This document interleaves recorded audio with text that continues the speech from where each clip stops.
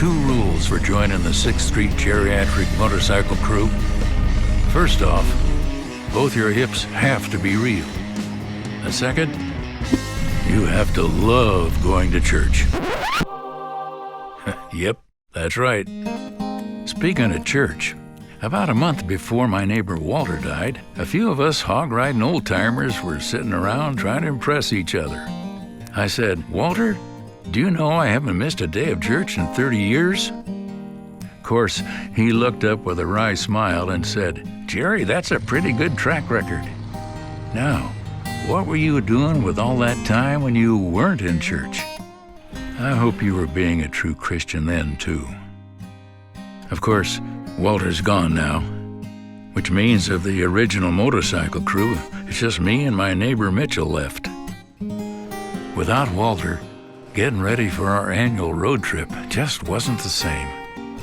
Well, we moped around for a bit, trying to figure out how to ride like banshees, all the while honoring Walter's memory.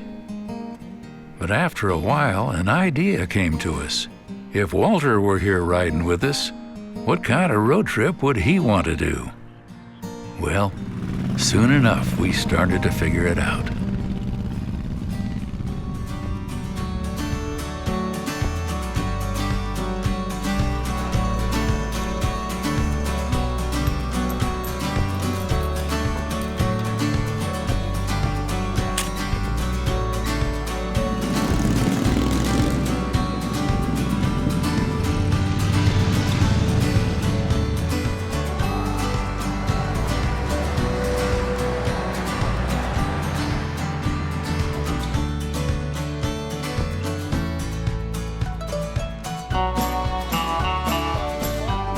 You know, we've been doing this trip every year for the last 2 decades, and I'd say this year we traveled fewer miles than we ever have before.